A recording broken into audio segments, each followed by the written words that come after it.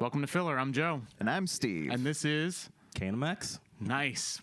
This is going to be our first guest episode. Are you excited, Steve? I'm very excited because Kanem has had both of us on his podcasts, so now we get to turn around and have him on ours. I would just like to clarify that he had me on his podcast on his behalf.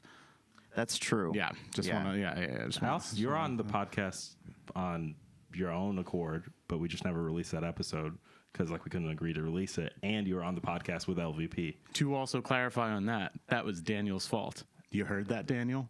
That was your fault. Looking right at you because I know you're watching at home. I know Raw is not on tonight because we're recording on a Tuesday. Doesn't this come out on Mondays, though? So maybe you're watching SmackDown because it's on a Friday. Jump cut. So typically, if you've been listening, which why haven't you been listening to all of our episodes so far? We've talked about media. We've talked about 500 Days of Summer. Mm-hmm. We've talked about Blink-182. For more than most people ever have, I'd say. By this time, we will have been finished talking about Blink-182, and I'm very excited to stop listening to it. Well, actually, not quite, because right after we recorded that trilogy of episodes in one day, we found out that Mark Hoppus wrote a fucking book. Oh, yeah. And we got So we're going to do tickets to the site or the event he's doing. I don't know if he's signing it or not, but it came with a copy of the book. And we're just like, well, I mean, we got to, put the cherry on top of this Blink adventure and go see him do his reading. I guess we're not done. And the book's with Dan Ozzie, who we mentioned in the series, so That's it true. all comes together. That'll be good. It'll be good to read about Blink instead of listening to them for once. Mm-hmm. But this is, I think, a fun, special, and different episode because we're not focusing on media today, right? I mean, we're going to be talking about media in this one, but it's not necessarily a book or a television show or anything like that. So, Kanem, to turn it over to you, what fills your cup? What fills my cup? I mean, just life in general. I don't know. I feel like I try to find things that, in most things I do, that I look for the fulfillment. I don't necessarily think. I think it's a thing of perspective as opposed to really focusing on different things. So obviously, music, guitar. Trying to think of other things: motorcycling, filming, videography, photography. I'm trying to think of other things, but I try to stay. I try to keep it mostly on a perspective thing, and I think a lot about one day is as all days, or one thing is as all things, and try to really appreciate everything I do and what it gives me, even though if it feels like in a moment that it's taking something from me, it's probably giving me something more than I really think about. So yeah. Anything else specific about what fills my cup that you're interested about? It's a hard question sometimes for me to think about because maybe not saying my cup is always full, but I feel like I'm always my mind's always racing for something. I always need to do something. So I feel like it's not what fills my cup. It's what doesn't completely drain my cup. Maybe. Okay. And I don't think that I try to not let many things drain it. At least. So, okay. Yeah. I don't know. You tell me what I feel fills like your that's cup? I feel like that's an interesting flip on the glass half full, half empty concept. Mm-hmm.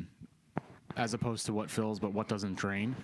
I think hearing it, there's a level of pessimism that I go towards. Not that I'm saying that you're putting any pessimism on it, but rather just I wouldn't think of it from that angle because I'd want to think of things that build me up and inspire me to do things and make things and create things and engage with the world. But I understand where you're coming from with it, as in it sounds like you don't want to do things that take away from your base level of feeling inspired. Am I understanding correctly? I think elimination leads to a lot more things feeling more fruitful. If why do something that annoys you if you can figure out a way not to do that thing? Yeah. Is probably what I think of. I don't say necessarily I think of more, but it just kind of happens. And then in terms of like, what do I do to kind of gain inspiration? We've had this talk before, like when we practice and play and stuff. My approach to inspiration is sometimes it's just, a bolt of lightning.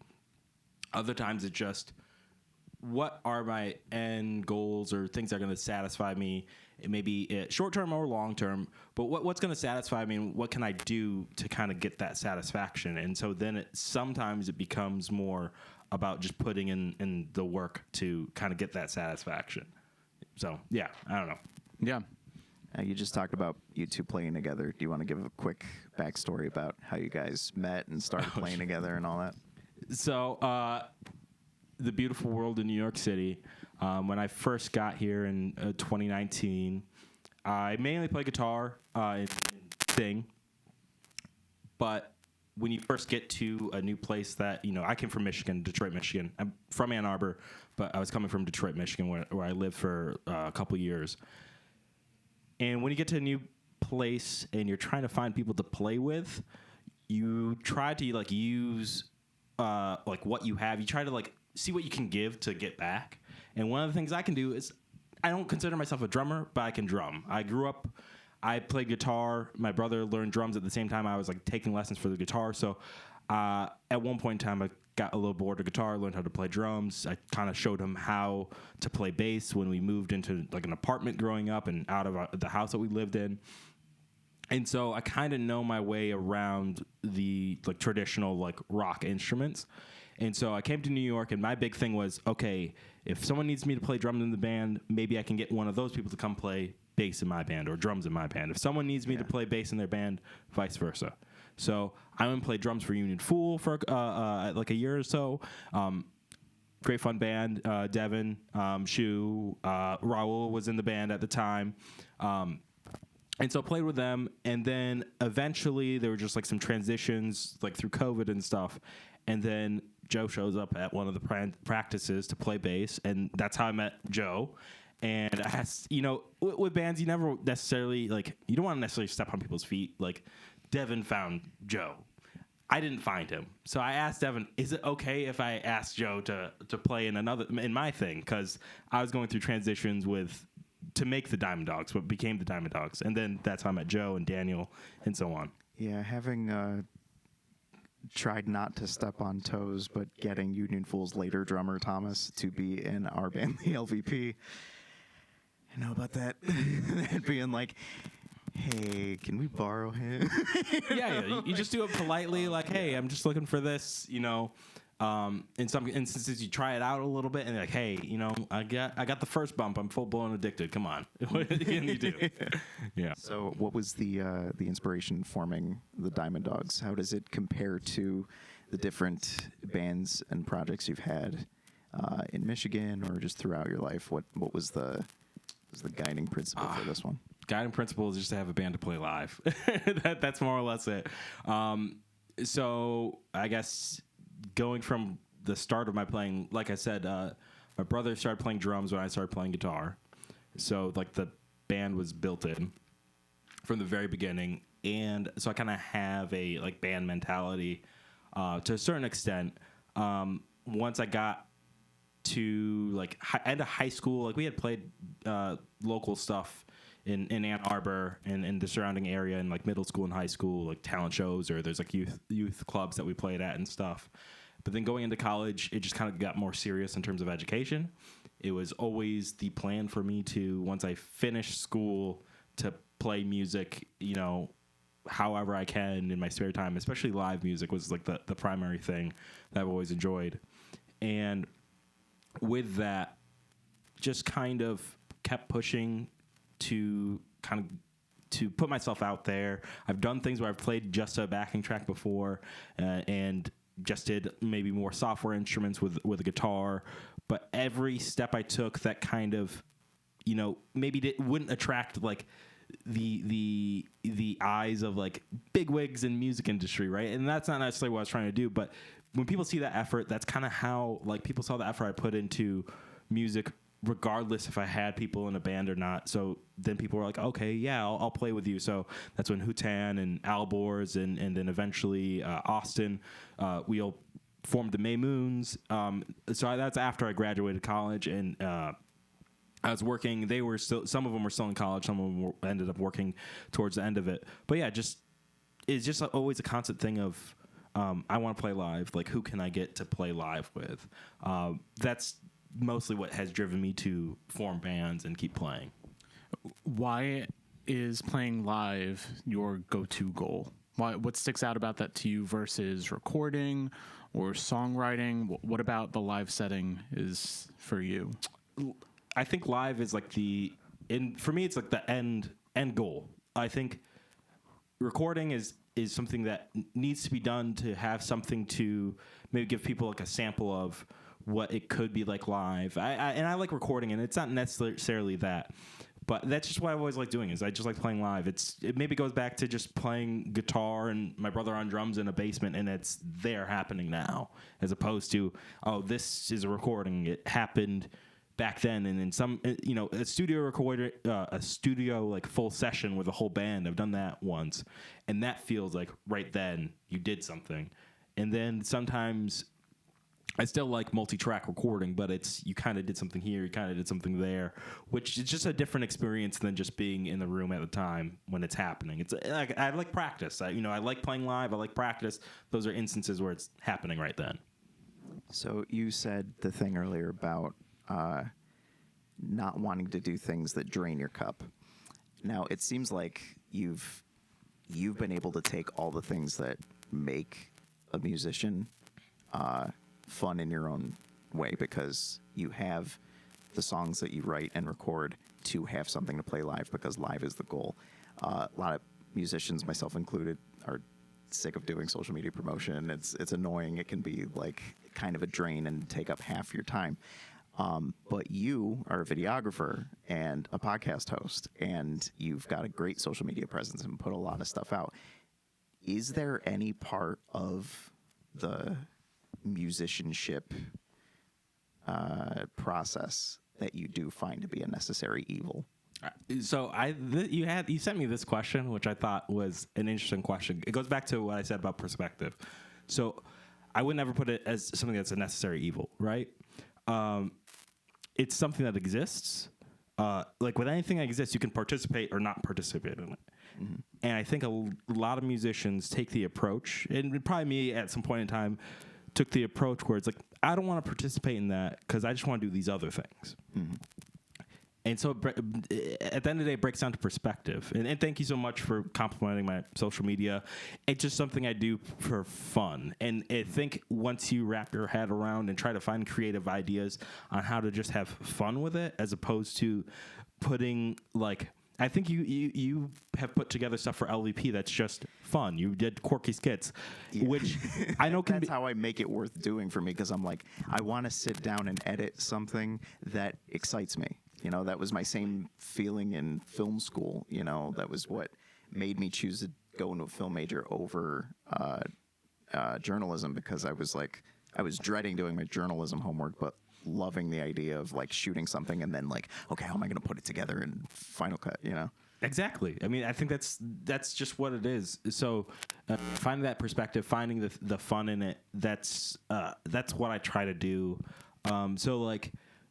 Necessary evil, I don't really think there are some. I think there's you do it or you don't do it. You complain or you don't complain. And I try to stay on the side of not complaining and figuring out ways, if shooting video, coming to doing podcasts and stuff. Those things kind of like, oh, that's makes it more interesting. Like these are gonna all end up as clips on social media because I enjoyed this moment and it's kind of fun. And I'm sorry, I'm probably rambling, but like I go back to my social media to like find things that I did because I'm like, that was an interesting idea. What did I do? Like, let me look back. It makes it more worthwhile instead of maybe doing it lackluster and not finding a way to enjoy doing it. So do you avoid doing things because it'll work algorithmically, or like you're not interested in like maximizing the views by following a formula? So I think that's just something that isn't for me personally because that is chasing numbers, and I'm very wary about chasing numbers. I'm even wary about this. We've talked about it with music too. It's like I'm very wary of and sometimes I've kind of considered it more, but I'm very wary of writing music for you to for you as the audience person to listen to, for you to because I'm guessing what you like. Yeah. Instead of just saying, I like this, let me make this. At the end of the day, almost all my songs, even I put out an EP in like, I don't know, 2017 or something, that I've since taken down just because like the quality wasn't there, and it's like, all right, I felt self-conscious about it, but still like I like going back and listening to that to see like the progress. And so a lot of times it's like I'm making stuff that I kind of would be happy to listen back to as like this is kind of the story and fabric of my life. But I think that's what works for you both as a musician, as a person on social media, is you're authentic. And it's clear that your authenticity is there, even if there's a lot of thought put behind it, because clearly you're reflective, which I think is really, really good. But it also sounds like you're just doing it for yourself, which a lot of people don't do. And I think it's obvious when they're not doing it for themselves and they are chasing the numbers and they are chasing the virality of it. I mean, people can choose to do that or not. Like, and they might gain satisfaction from that, but it's just there hasn't been something that I've been like, oh man, I've never said to myself, I really want to go viral. I've honestly never said if something starts hitting like more, I'm like, oh, that's kind of cool. Like that's weird. Like I wouldn't think that this hit so much. But that's cool. And then I go, I'm vain. Like I still look at my like how many views and how many likes and the retention on posts. But I don't really do that daily. Like I do it every once in a while. I was like, it's been like a month or two. Like let me go look at the stats for what's going on. Like that's interesting. Did you ever do it? Or did you always have this mindset of like, I don't really care about that and like I'll check in on it now and then? Or was there ever a point in being a musician and being present as a musician on social media that you were very much so gung-ho about the numbers and on top of everything? I've never been about the numbers for views. I think I've probably been more about the numbers for followers, simply because like it's just more chances that someone that follows me is probably going to see my stuff, might like it, might be interested. But even that, like I just did leeching. Like I just followed people. Hopefully they followed me back. They don't. I go purge my Instagram every now and then. And TikTok used to be. I think it's probably still pretty easy. I haven't really done purging that much, anyways, because like all that stuff is like, all right, I ran the scheme. The results I was ultimately looking for is like, are people showing up for live? And I don't necessarily think those numbers translate to people showing up live, or even too much translate to listeners. So luckily most of that stuff I did pretty much for free, other than the time it took me. But like, I'm happy that I did it, because it was like I took it as an experiment. Like, let me find out. It took me some. If you really want to know, it just took me some time on the toilet. All right, I'm gonna be active on social media in a different way, not just consuming stuff, but trying to build something. And I found out stuff about it, and I don't really regret it. It was interesting to do. But yeah, it's cool because you're playing a volume game there of like hoping that a fraction of that big number will actually be interested, and from there, because you've stuck to making stuff you believe in and that you do for yourself, that the people who show up for real actually like it. It's got to feel kind of validating to have made a fan that's a fan of you because you're putting out nothing but you. I think honestly that's true. And the other thing that's very validating is like Dan Barracuda, like the great and ever presence of Dan Barracuda and all the Brooklyn music that everyone's making. I probably followed him on TikTok or Instagram like way before I met him, and then I met him and like, we follow each other. And like that's always funny. Like Sanders said that about his drum. He had took drum lessons. He's like, you guys follow each other. We're like, oh, that's crazy. That's cool. I've followed like Lily, who does like photography and stuff. It's like, oh, it's crazy. We follow each other, and like, yeah, working outside of just like doing leech following, I don't do it as much, but I used to try to be a lot more active in terms of like commenting and like reaching out to people. I still try to do that. I'm kind of like shifting the way I do that, but yeah, that's really gratifying. It's like you met someone online and then you meet them in real life, and it's like kind of this cool like connection that you've like, oh, I've seen some of your shit, you've seen some of my shit. That's cool. So yeah. So you said you're kind of shifting away from that, and I know that you've been not necessarily slowing down, I guess, with your music, but more so just like taking your time to get whatever your next steps right are. Am I phrasing that right? Yeah, I mean, I'm definitely moseying. Like, there's yeah, you know, call it a slow down. I'm not really just trying to put stuff out there just to put stuff out there. So yeah, definitely a shift, but I'm still, you know, doing video stuff, photography stuff. Like, I don't think I'm a really a person that can really just sit down and not do much. Like, I always want to do something while I can, you know. Are you still looking for live shows? Are you still trying to do that stuff, or where are you, like, what are the current Kanem X goals? Yeah, so not really. Again, the way I think about a live show probably maybe has changed, because like that's like the end goal. That's what I really like doing. So with that, it's definitely changed though, because I'm not like as even before I wasn't necessarily voracious in terms of like I need to play live. The way I think about live shows a lot is the while I write and play from my perspective, when it comes to asking someone to sort their life out to come here at a specific time, specific date that may or may not be convenient for them, I think that because ultimately all these followers and shit that you might have on social media or might not have doesn't really matter at like the level I'm playing. It's like, who can I reach out to? Like, I try to keep like active lists of these are the people I probably can reach out to. And even in the past, a lot of my thought process wasn't like, oh, like let me just. I used to think about this in Michigan. I used to want to play like a show every month or every other month, but then it started becoming like, well, how many people can I actually ask to come to a show? And I think that's kind of how I focus on doing shows. Is how many people can I ask? Why can I ask them to? Those are two important things. Like, why can I ask them?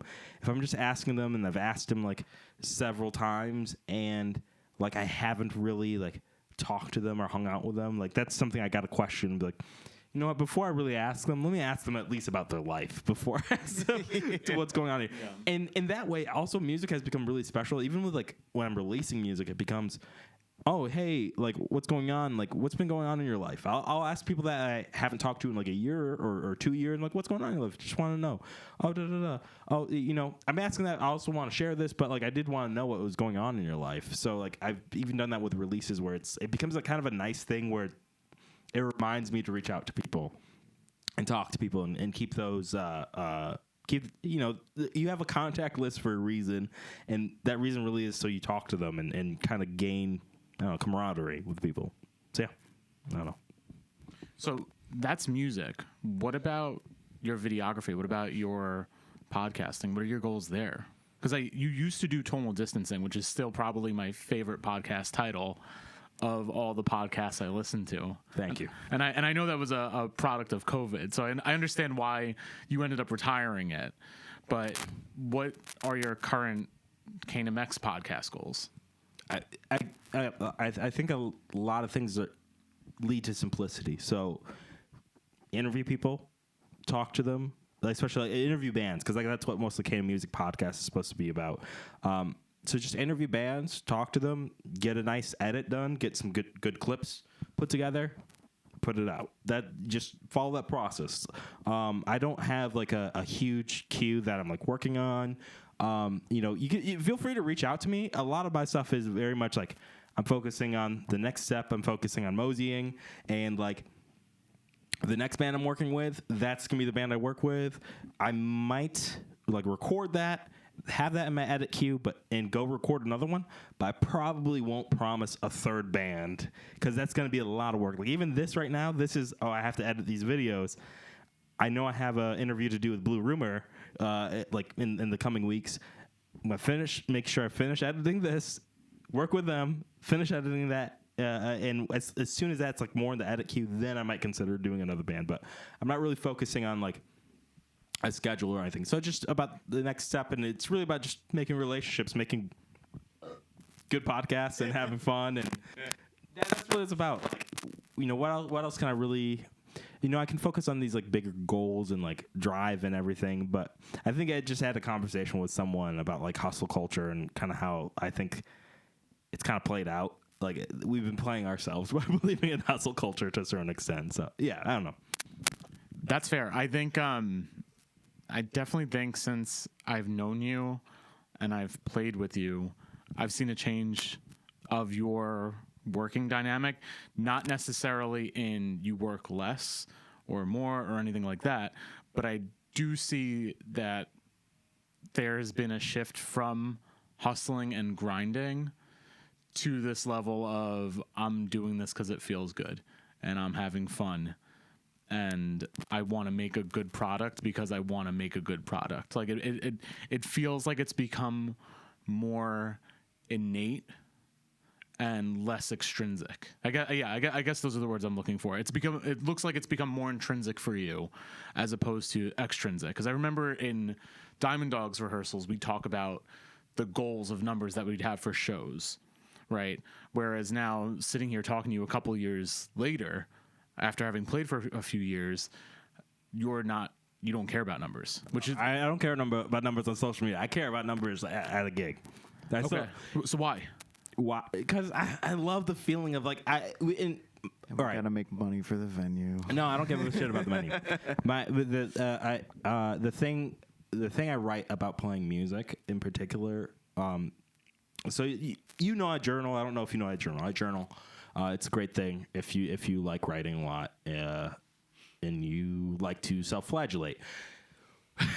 But I have a certain thing. Obviously, you go through a journal. I have certain things I always write in the back of my journal. One of the things is like purpose. One of my purposes is to Layla, to always love and support her through my thoughts and my actions. And then the other thing I generally always write is my goals for music ultimately are to play to a well-filled room.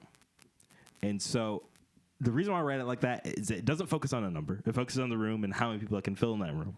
And so that then puts the burden on me. I don't want to say burden, but burden on me to find the right room for the number of people I can reach out to. And then let's say I'm a math guy. I do like a certain calculations. Like this is how many people I think I can get there. So numbers do matter to me, but I try to fit them into ways that I can win with them as best I can. And I think we've done a lot of things in terms of winning with shows in terms that feels weird to say. We've done a lot of things for making shows that kind of fit that success metric. And so I've been really happy with them. That being said, one of the most fun shows I had, and I feel bad to a certain extent, but it was with just Daniel, because like also when I commit to something, I really commit to it, especially with music. Like if I say I'm going to play a show, but someone's sick in the band, if Daniel was sick, I'd be like, all right, Joe, we're going acoustic. It's going to be an acoustic guitar and bass, or acoustic guitar and acoustic guitar if you wanted to play. If you happen to be sick, it was like, all right, Daniel, it's going to be fucking the White Stripes, baby. I got an octave pedal. We're going to fucking rip this shit. So one of the funnest shows, not that many people came out, but it was at Berlin, when I love that venue, and it was just me and Daniel primarily, and Nina came to sing with us too for a couple songs. But it was like a lot of fun, but there wasn't really that many people there. So it didn't necessarily, it doesn't always have to fit the metric to be satisfying either. But yeah. You've done a lot of cool collaborations with, like you mentioned, Nina and Dan and Rachel from Blue Rumor. And a lot of those collaborations, some are original songs that you have people come in and record on, and a lot of them are covers, and they're usually like surprise covers that you'll do like not long before the show. What goes into picking those songs? Picking the covers or picking the both, I guess. Collaborating? Yeah.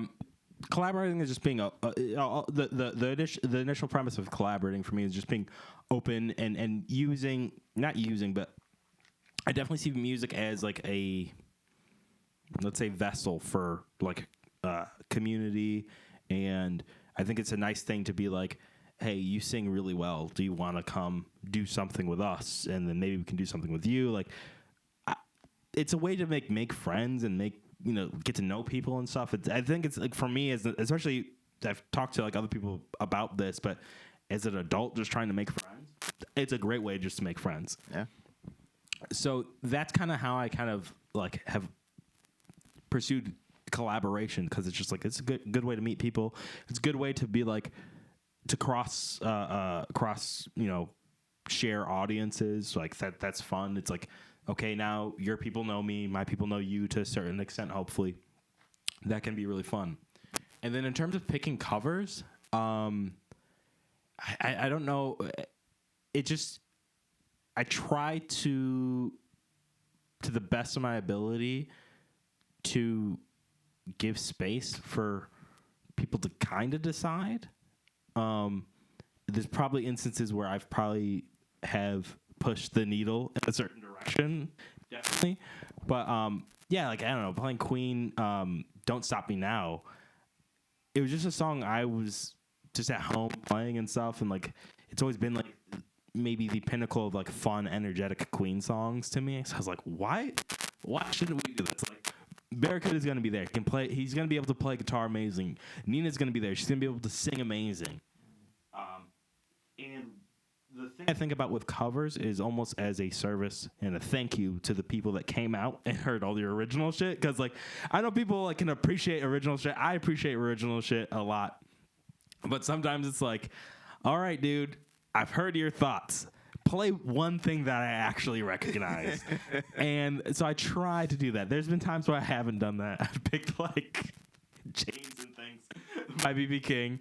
That wasn't necessarily to like play as like a legitimate cover. It was this is a great song to me. And I think there's an opportunity for each of us to do an easy mic check by switching verses. Mm-hmm. I'm sorry about the verse you might have gotten in that mic check.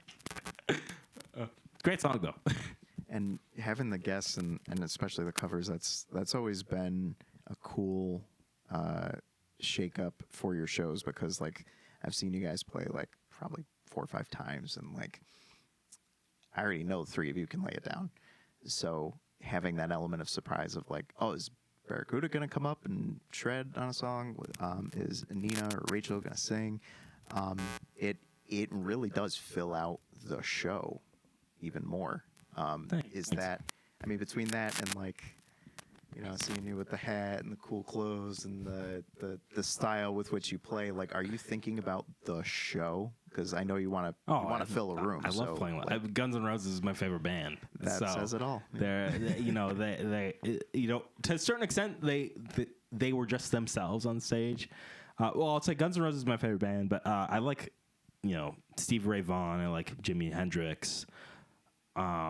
Zach Wild is a guitarist. So there's like an element of like, I want it to feel as can I make it feel as big as I can, at least for me, right? And the hat is just like, I just like hats. That's ultimately what it is. And it's just an opportunity for me to wear my hat, because it's gonna be an indoor location that's not windy, so I don't have to worry about the shit flying up the street. Yeah, it's just about having fun. Like, that's what, like, I really appreciate when people try to really put the effort into having fun on stage. And I think there's a certain responsibility of the audience to kind of participate in that fun. But I think there's a responsibility of the artist to like kind of open that up for them as best you can. Some people will still be pretty stern or whatever, but like most of the time, I think you get a reciprocal response. Like, people want to have fun. People have been drinking. It's not that difficult. Joe, what are your thoughts on that? Because you're in multiple bands. You've played with Kanem. You've played in our band. You play in Burnover District. And those are all different dynamics because you've entered into each of them. But the LVP was something that, like, started with my ideas that Kyle demoed, and then we put them out on SoundCloud to attract players like you and Vince to join and then form it together. Kanem X and the Diamond Dogs started as his thing that became the 3 of you building it up together. What's your take on how you fit into the show when it's something kind of curated and fun like that, or something kind of heavy and intense and dynamic like what we do? What's your take on the performance and where you fit into that? This is something that I actually always struggled with, and I was sitting here thinking about it. I feel like the weakest part, or rather the place where I have the room for most improvement, is with my stage presence. Mm-hmm. And I think that's something that I used to rely on, like a beer or two before the show, like to loosen up. Because usually we're playing at the end of the day, and like you have like whatever stresses and stuff carrying on you and weighing on you from whatever work or whatever responsibilities you had. So I'd have like a beer or two and I'd loosen up, and then I'd find that I was more comfortable on stage letting loose. As I've gotten older, I found less and less need for that, which is good. So now it's just to like have like kind of like a prop, like similar, like you like wearing hats. I like having the ability to drink something or do something with my hands if I'm all in tune and you're talking to the crowd, or you're like gassing up someone else, you know. Time to buy a Game Boy. Right, exactly. That would be great. That'd be a great bit. I should do that instead of having a beer. But can you and Vince just both pull out Nintendo Switches when I'm playing by myself? That's a great year bit. in review. Yeah. And you just start having like a Pokemon battle. No. Go old school. Get the whole Connect. Oh, that'd be good. Yo. One of the bits that Thomas and I are working on, we got to time it right and it has to be at the right show, is that when you're going in on year in review, our plan is to get off stage and go get a drink. And like come back on stage and be like, all right, like we're here again. I do find that from among the three bands that you're naming that I played with, I think I'd have a different persona in each. And I fit into a different slot. Like with Kanem X and the Diamond Dogs, I feel loose in a this is a party kind of vibe way, where it's like, or that's the goal that I'm aiming for. Because we get up there, we sing, we screw around, we do it live. Like it feels very improvisational in the way that we do it. Like we rehearse and we're tight, but we're also very prepared in case something goes awry or something's just like off the cuff, like let's do this one, and the three of us go, all right, and we go for it. LVP feels rehearsed and more theatrical in the way that it's put together with the show, and I think that's something that I'm still trying to find my spot in being theatrical, just because that's not my personality to do that. And I think that's something that you excel at when you're like doing your lead man thing. That's also why I like Burnover District, because like they're just like weird post-rock grunge crap. So like Andrew's up there and he's saying whatever he's saying. He's not even singing, and like he'll just shred and he'll be like, yeah, that song was this. Here's another one. And I just get to stand there and like be the bassist. Yeah. Which is really, really nice to just be in a band where I'm just like, why do you feel like you have different personalities and different things? I think it's based on the genre of the music. Yeah. So with Kanem X, like it feels very Bruce Springsteen and E Street Band, and I say that complimentary. Hey man, it can only be taken as a compliment. I'm not sure about that. That's we're doing the Springsteen songs like we did Blink, but everything's perspective, man. Well, that's fair, yeah.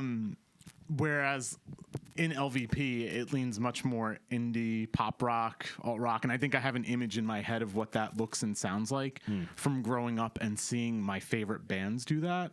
So that's probably just influenced me subconsciously to emulate it or put my own spin on it in my own way. And again, same thing with Burnover, like from seeing bands, instrumental bands, just really get into their instruments, and then if there's a breakdown, like we're gonna like headbang and stuff, and we're gonna move around.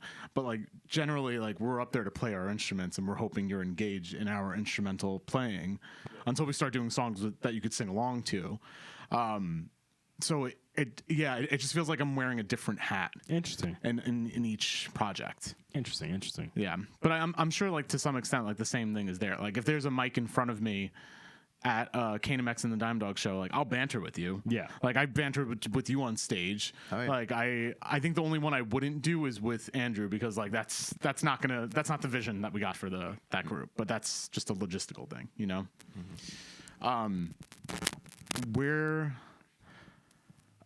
That was a good question. I lost my question. Well, it's given me an idea for a Kanem question. Unless I had a quick. Have you played in other bands for other people, and do you feel like you've had different personalities? yeah. So in high school, I started a band that played one show. Nice. That was probably the cringiest thing I've ever done in my life. So I was never like the kid who really knew what was popular. Oh, I mean, because I was like listening to classic rock and pop punk and stuff, so I didn't really have my finger on the pulse of what was popular among the youth, the normies, I guess. So in 10th grade, I can't believe I'm about to admit this on the internet. Okay. In 10th grade, I played our semi-formal dance with a band that I formed with two friends called Save Me Saturday. And we played 3 songs. One was original. Nice. The other 2 were covers that were popular at the time. They were Hey Soul Sister and Break Even by The Script. good for you. No, it's not. Why? Because those are the worst, cringiest, Hey, most man, awful you songs. went and That played I a did show. because I thought people would like it, and it just made them make fun of me for the whole next year. Until the following year, I started a new band with the same drummer, but we found a better singer and lead guitarist. So we were a different trio under the name Subtle Fire. That I showed up at the next year's semi-formal dance to play again. And it was just like, okay, they can't make fun of us this time because we've got like better songs, or we're gonna do better covers and stuff. Nobody cared. Did you play The Man Who Can't Be Moved that time instead? Did you feel better? But No, did you but personally in that- feel better about that second show? Yes, because See, that's all that knew- mattered. Well, part of it was because I knew I'd gotten better. I had taken the pressure off myself to be the singer because I had done so poorly the first time that I was like, I'm not a singer. I can't do that. And I found someone that was good and was willing to just like give that up to them because I recognized the talent where I saw it. But even though we did better the next time, people still like, they're just gonna bust your balls about it, and I was just like, well then fine, I'll just do this because I like it. I don't have to care what they think. And from there, it's been a mix of starting something with a roommate from college that then turned into a full band. And then when I moved to LA, I was in my friend Aaron's band, just filling in on like keys and mostly tambourine, really, where he surrounded himself with a lot of great musicians, and then I was just there to kind of like fill some space. I was kind of like the Ambrose of King Giz, like in that band called Lottery Season. And the band in college was called Harryhausen, which was with my friend Sean, I bring up all the time, and Zach from Strange Neighbors, and Kyle. Yeah. So we, and then there was another guy named Justin, and that was wild because it started out where I was the front man of that and like main lyricist, but we had 5 completely different visions and tried to make it all work together. And I interesting. think 5 was too many people to try to do that with, you know. But eventually everybody else like broke off into forming their own things or being part of something that they felt like a better fit into. I think Zach being the biggest example of that. And yeah, eventually I started the LVP because I was like, this feels like I finally know enough of what I'm doing to actually lead something. And and the big lesson that I took from Aaron that I said on the episode of Kanem X Music Podcast or Kanem Music Podcast was, surround yourself with people that are better than you and learn from them. Like to push you to get better. Yeah. So that helped make the LVP into something more than just what I think is right because what I say goes. It's like, no, trust the instincts of Joe and Thomas and Vince to bring out something that's better than I would have thought of. Yeah. Very cool. Interesting. So do you feel like you've had this personality that's been like, I think maybe that first Soul Sister event was like, I am the shining star.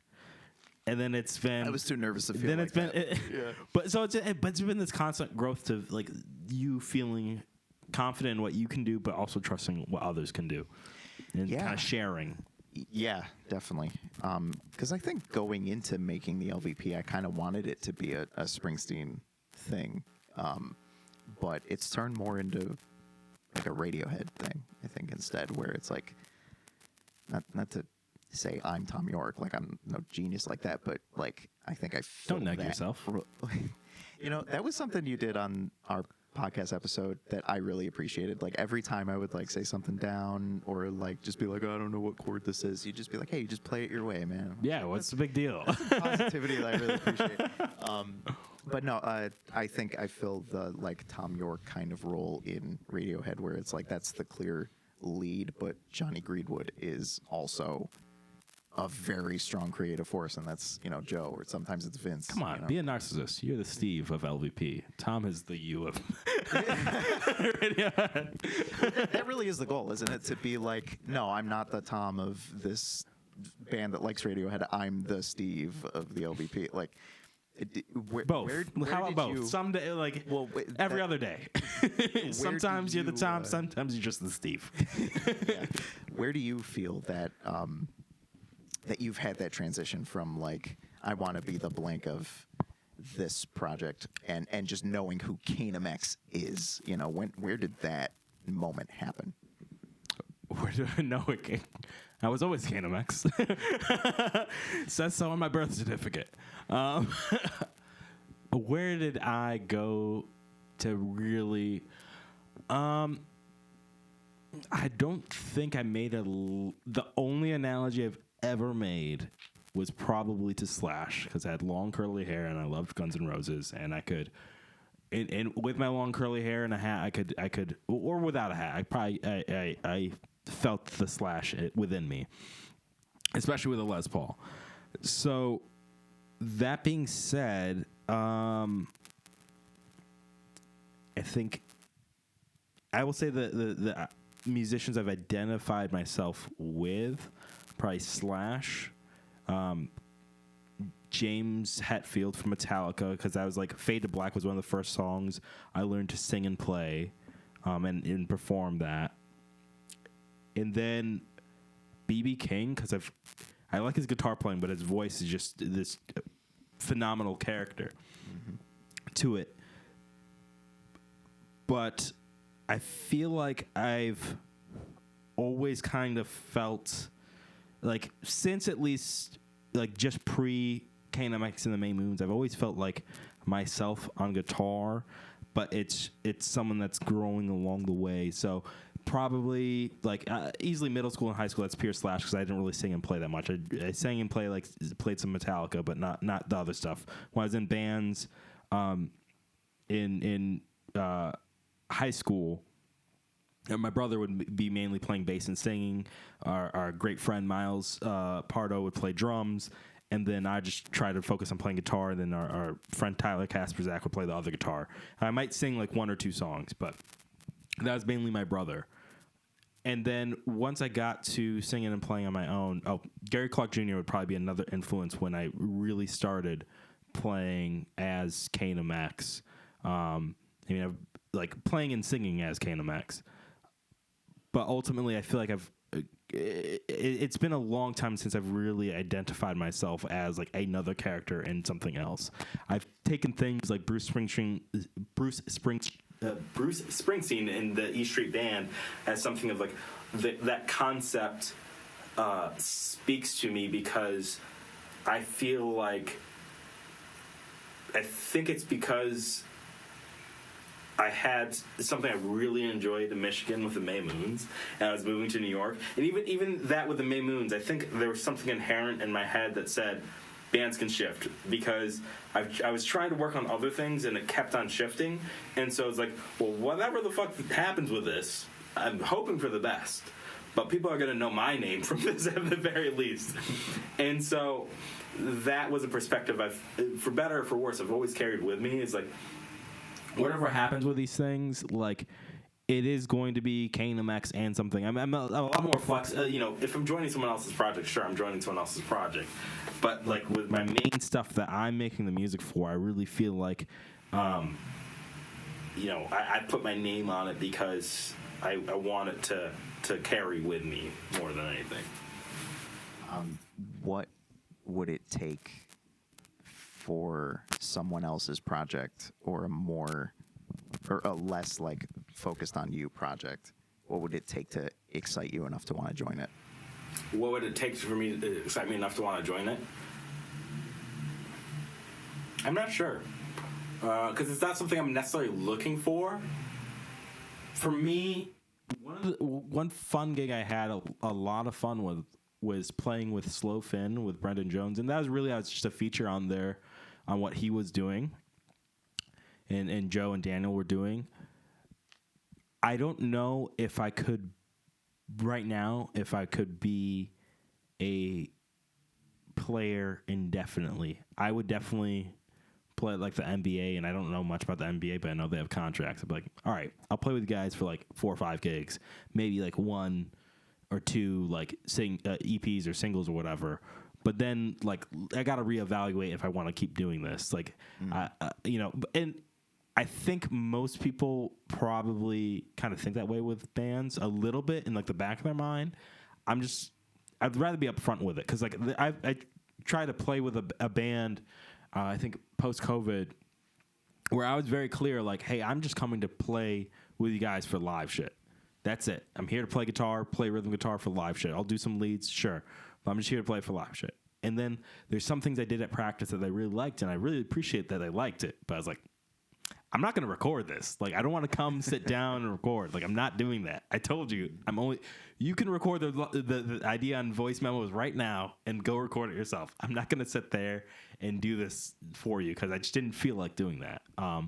For better or for worse, So yeah, I'm definitely open to like coming to play for another band or do some other things. I'm definitely very open to it, but like it's not something I'm like actively seeking or anything. So yeah, I mean if they pay the shit done, sure, why not? But yeah. Other one is like what other kind of media? What other kind of media? Especially what inspires it, because we've been before the cameras were rolling, we were talking about Metal Gear for a long time. So do movies or I think that's why I saw the Peace Walker thing on the back and was like, oh yeah, I could bring that up. Do you find yourself? I know when we talked on your podcast, you brought up on the song For the People, you wrote it from the perspective of Fred Hampton. What other either historical figures or like media or anything? What other outside influences have inspired you besides music itself? A lot. I think for me, making music at its core is more about composing the instruments. Like that's the primary thing I think about, and the lyrics is like a thing I lay over it, and maybe I make some adjustments to composition at that point, but generally I'm like, this is what I want it to be, kind of hearing maybe the melody or the mumble of the song this way, but I'll worry about that later, and then I'll try to fix lyrics to the instrumentation. And so like For the People is like one of those instances. I think I just called it Turn It Around.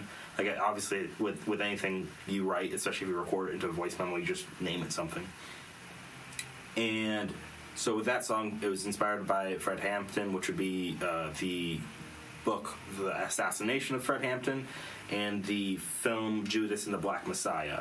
And that's especially that I Am a Revolutionary, that hearing that in the film, and then also just other interviews and stuff from Fred Hampton, like listening to stuff from the Black Panthers growing up to now, that's kind of what inspired that song. But a lot of songs, if you're talking about media, the news inspired Medicate Me with American Healthcare. Even from like the healthcare perspective, but also like the character that is the parent in that song. I originally had like conducting trains just because like very bluesy, like trains tracks. But then I switched it to like dragging boxes because that felt more of the times of I need a job just to provide something for my family, for my kid. And so that type of media, the news and stuff. Whispering Winds is inspired by Joe's story. Was it called? It's called You, or that's the other one? No, it's called Light Up. Light Up. So that's what Whispering Winds is inspired by. I do really like being inspired by like things that other people write. So, Other people you know. especially other people I know. Yeah. Definitely. Obviously, other people. I didn't write all the shit. I didn't write the assassination of Fred. But especially people I know, like that's cool that you do this other thing. If I can get inspiration and write lyrics, again, lyrics is like a last thing. So I'm like, if there's something there I can utilize and kind of funnel it, and then that kind of creates this connection between us. Like, oh, I read your story, I thought it was cool, I wrote this song about it. Hey, this is what I did. I like that. Trying to think of other stuff. What You Love, inspired partially by Queen. If I remember correctly, is because it's inspired partially by Queen and Rick and Morty. Because your booze mean nothing. I've seen What Makes You Cheer. Talked about that a lot. But it's also inspired by Queen because the Bohemian Rhapsody movie. I think there's like an interesting relationship between like Brian May and Freddie Mercury, where it's like Brian May had this band. Well, it wasn't just his band, but Freddie Mercury kind of joined what Brian May. I don't know if he necessarily started it, but like, he's just like a main character I think about in that story, and was part of the rising star. And then when Freddie went and did his own thing, Brian May is still like kind of forgiving enough to kind of like bring him back in. I forget where that was kind of completely inspired by. It's because it's this whole thing where I gutted part of the lyrics of What You Love from another song that was like more inspired by Queen, and then I inserted it into What You Love, and it worked well. So yeah, just people, news, books. I try to. It's especially for like writing the lyrics. Like I'm trying to look for something to see. Oh, what can I really? Not necessarily regurgitate, but like how can I? This is something I found is like very impactful that I really liked, and I can feel like connected. And I think it's also another nice thing that can connect other people to a song. If you can be like, oh no, it wasn't just about. I mean, On the Edge is just about me like drinking in England. So those songs are good and fun. But then there's these other songs like, oh, about this issue, and so if or this person or this book. So if you are interested in this song might have more appeal to you. So yeah, do you guys? How do you guys like kind of approach your songwriting and composition and like inspiration for lyrics and stuff? For the LVP, it always starts with me, and then everybody else finishes it. Kind of the reason I ask about other media inspiring your stuff is because sometimes even musically I'll get inspired by something really random. Like when I was playing Final Fantasy 16, it was the first one in a while in the series that was actually set in a medieval setting. It was very like Game of Thrones style fantasy. And I picked up my guitar and I started like strumming this weird chord that I found in a pattern that almost felt like I was playing it on a lute. Yeah. And then I built a whole song around that I'm only just starting to write lyrics to, because sometimes I have to sit with something for years before the music sinks into my brain enough to pull something out subconsciously of what it's actually about. So is that kind of how it goes with you too, that sometimes the music has to bring out the lyrics of? Yeah. Whispering Winds is an example where the chorus, like choruses in particular, are like something like I kind of have an idea of. I really focus a lot of my writing around the chorus for lyrics and then bridging that out. So Whispering Winds, it's like whispering through the winds, take me into your sin. And Joe has a story about, oh, this dude might be the devil. And I was like, all right, what's more fitting? This. Huh? Yeah. So that there's stuff hangs around forever. I mean, I have a lot of songs that obviously I haven't like released, but I've written full lyrics for. Maybe I'll release them, maybe I won't. But it's like about how passionate maybe do I feel about that song at that point in time. I also think the way that creative people do stuff is exactly what you're explaining, where it sits in there and it just percolates for a while and then it comes out. I've listened to countless podcasts, read however many books from authors, from artists, from musicians, everything. And a lot of that creative process occurs when you're doing the dishes, when you're in the shower, when you're walking the dog, those kinds of things where you're not necessarily sitting down, pen in hand, guitar in your lap kind of thing, but you're doing the process in the back so that when you do pick up the guitar with your regular practice, when you do pick up the pen to journal, it kind of just comes right out, almost ready-made. The best part is when I have something like that song that I just brought up. I know that I'm going to get to a certain point of completion with it, that I feel ready to show it to you and the rest of the band, with the expectation of like, I don't have all the answers to this, and I feel like there's something, either it's like a new bridge or just like a I don't know, thrown in chord or something, or just some kind of breakup or go to a halftime thing, whatever, that I hadn't thought of that will have made it better. Because we've already done that on a few songs. And do you have that too? Do you ever have something where like, I thought I had the full vision, and then I showed it to Dan and Joe, and they were like, they brought out a new life to it because they're a fresh set of ears? I'm trying to think of a song that's like that, because I feel like, again, my process is a lot more. It is through discussions with like Daniel and Joe, and even like the genesis of how I start bands is normally like, I'm looking for people primarily to play live. If you can do that, great. If you want to do more, great. And so normally it's like just like, I'm not so much bringing songs to a rehearsal to get like feedback on what should we add, what should we change. And most of my stuff is it's similar to you, where I just trust Joe and Daniel what to do for 80 to 90%, if not more, of what's going on. I just tell them the chords, this, that, and the other, like the chords and like the vibe, and I give them like a audio sample of what it sound like, a whole audio sample, a whole song of what it's supposed to sound like. There are a few instances where I'll be very specific, but in terms of changes, there's certain things maybe I'll like, I'm just trying to think that I'll like let go of, like For the People, the way it ends in the recording is not how we would end it live. Something like Black Mamba Blues, that's not something how I end it in the recording, that's how we end it live.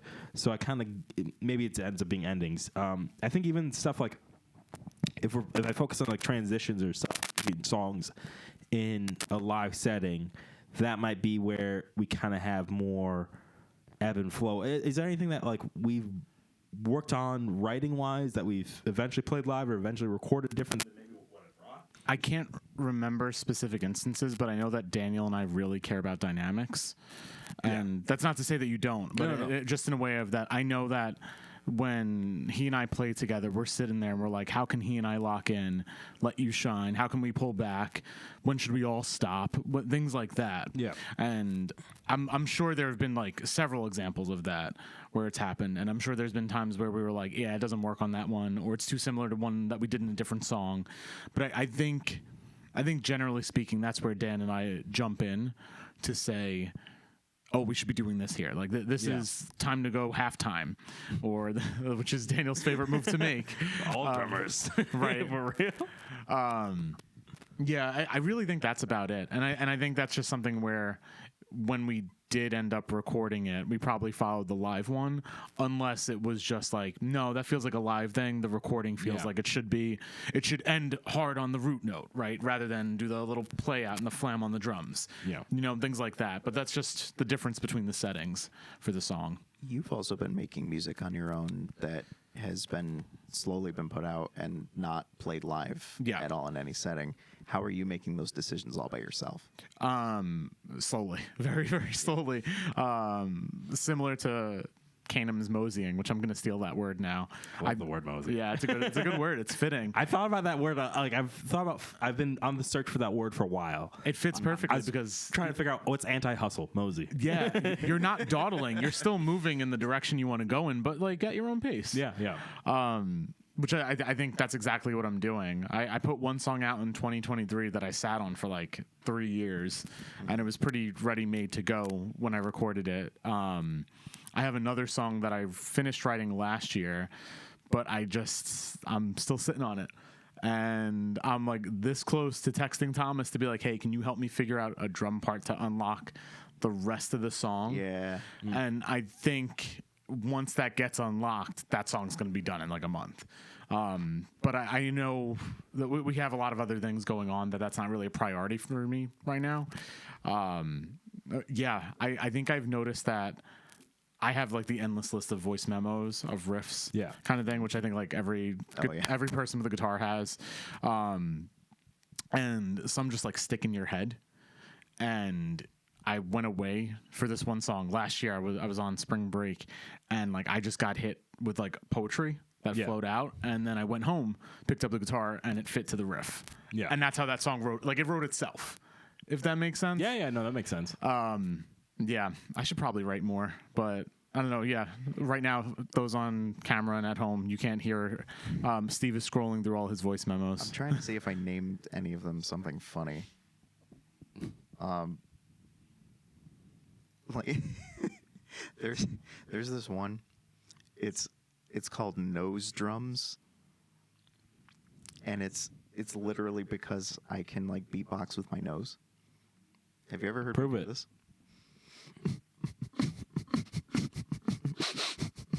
That sounds like it's also coming from your throat, though. Not gonna lie. All right. Well, that's the kick. Yeah, that's the. I was expecting more, just nose specific. You have to admit, he said nose only. Like I was in for this nose. Yeah, because it should have said sinus drums. So, yeah, that's sinus drums. Yeah. Yeah, because I don't know why I figured out I could do that. Because I would be like writing drum parts in my head by just like. Like I know that when I breathe in, that's the hi-hat opening. If it works, it works. Like, and then get that like back of the throat sound that for the kid. Learn to play drums. I did at one point, and then I forgot, and it's a muscle memory thing that I just do not have anymore. So I would have to play a lot more consistently. That's piano for me. Yeah, definitely muscle memory, and I don't have one, so I don't practice. So it's been something I've picked up like at least 2 times in my lifetime, and maybe I'll do it again. But same. I'm not trying to buy a piano right now. I was never proficient at it, but I could like play a little bit. I can't read music either. Can you?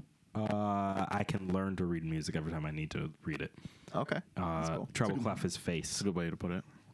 Yeah. Blanks, there's face. I forget what the bass clef is. So do I. Yeah, I played Piano Man once upon a time. Based on the sheet music? Yeah, I love. Oh, that's really cool. Yeah, I mean, it's not as a piano song goes. It's not that crazy difficult. It's definitely like I didn't play it at like 100% speed and like flawlessly, but I could play it. Well, what I find impressive, and I've spoken to the music teacher at the school I work at, is being able to translate the sheet music to the instrument in the moment. So I could sit there and I could be like, that's an E, and I know that B is flat because that's flattened based on like the clef and whatnot. But sitting there with a bass in my hand, translating it and moving and like just reading it while playing it, I find that very impressive as a skill. Yeah, you have to give me 5 minutes at least to like, because one context is key, and then the other context for me is where's my root note, because like the cheat sheets for me, and I think this partially came from when I took like a music theory class. The cheat sheet for me is if it's like an adjacent, if you have like, let's say we start on F. If it's an the adjacent space, the next space up is A, right? F and A are a third. A to C is another third. F to A is a major third. A to C is a minor third. But if you play F, A, C all together, that's your like major F major chord. And so if I know the key is F major, right, and all the sharps and flats are correct on the fucking staff notation, I know I'm in F. So now I can just try to adjust from where the root note is, and then I can kind of think that way. But I've never read sheet music for guitar. But like I know how it the treble and bass clef work, except I don't know where the spaces are in the bass clef. You give me 5 minutes and I'll get an idea of what's happening in the song. Especially if it's like jazz. I used to read jazz charts. Not really read jazz charts, but like they give you the chords, so it's like at least I know what chord I have to play, and from there I can do like a little noodling. You know. So yeah. Nice. Yeah, very cool. Well, thank you for coming on. You're welcome. Yeah, I appreciate this. Well, thank you. I mean, You're you've been- welcome. Welcome. Thank you. You're Thanks, welcome, sir. thanks, dude. Thanks, dude. I think I found this especially insightful because we Thanks. sit there as he drinks his beer. We've Insight talked, is through alcoholism. You didn't know that? we talked about that earlier. We talk a lot about this stuff just in passing at Yeah. rehearsals and whatnot.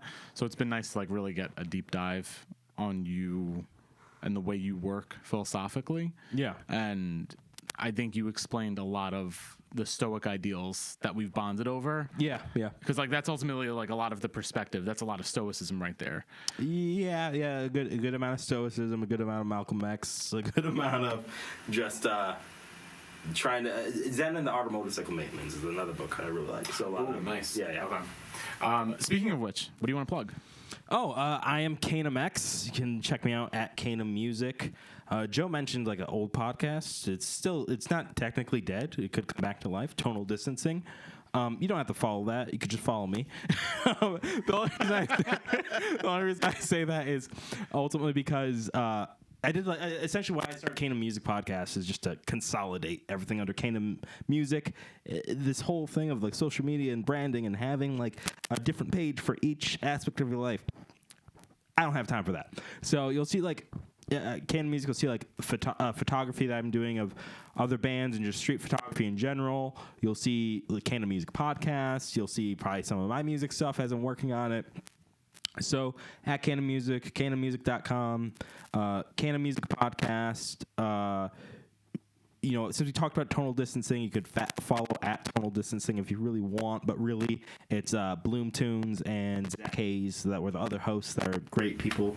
Bloom is in Texas, Zach is in Michigan, and then obviously go follow A Cup of Joe and Only Dan's page. That's Joe and Daniel from the Diamond Dogs and LVP. And go check out and follow all the other bands. Take some time to enjoy some other people's music that, maybe off your beaten path. Maybe it's on your main path, and that's awesome. But if it's not, check some stuff out. But yeah, that's more or less the plugs I have. Awesome. We'll put all those links in the description so people can get to them. Steve, do you have any final thoughts? I feel like you do. I do. Yeah? I have the opposite of a plug. Oh, yeah. Okay. Yeah. I have a grievance. What's the grievance? Oh, God. Kanem, are you familiar with Spindrift sparkling water? Nope. You're about to be. Oh, yeah. Don't sell out. So, well, that's the thing. Don't sell out. I would love to sell out. Don't. But they still have not sponsored us, even though we keep bringing it up. And I have decided that I'm just going to keep telling them how mad I am about that and say something wrong about them every Now time. they can fucking see you. You can see them. My light went out, but that's okay. That's all right. It's good dramatic lighting because Spindrift sparkling water, both the alcoholic and non-alcoholic version, those have always been the products. But now, they have a new product. Soda. Just Spindrift soda. like Coke or Sprite, but They're Spindrift. like, they have like a strawberry shortcake flavor. That's and weird. I think a cherry lime and like an orange creamsicle. Why don't they just have This one flavor? is betrayal. Okay? Because I used to drink soda and then I stopped. Have your moments, Steve. Have your because of moments. Spindrift. And now you just join the other side. You can still not drink soda. No, but it's Spindrift. But it's different. Spindrift, so it's making me curious to drink soda. because everything else they make is so good, Kanem. I mean, It's like, how dare they? Like, where does it stop? What's next? why does it have to stop? Exactly. That's that kind of Tell me when to stop. empirical capitalist Tell me when to thinking. stop. No, that's what I'm saying. See? It'll never be enough. They're never going to stop now. Why? Because They're a company. Why would they stop, man? That's what I'm saying. They used to stand for something. What They is- used to focus on just the product, but now, there's a new product. Like, what's next? Another one? Another product? You're talking about it. You're right now. You're giving them free publicity. What would be better is if you didn't say anything. Kanem, that's the joke. Okay. Anyway, Thanks for I listening. thought this was a legitimate grievance. Thanks for watching. It is a legitimate grievance. See, then why is it a joke? Don't make it a joke, Steve. Make a stand. 10 out of 10 F. no, Kanem. Thanks, y'all. Pro plug. Listen to LVP. Thanks. Listen to this podcast. I need you. What? How you cut me off, man? No, that's perfect. Saying they need you is fucking perfect. Hey, man, that's gonna be in the video edit. They need you to stop what you're doing, apparently. No more spin drift. I don't even know why I'm talking to the mic. Pay us. The mic is off. Pay them to then sponsor your product, even though they're doing it for free right now. Now you're getting it. I don't know if I am, honestly.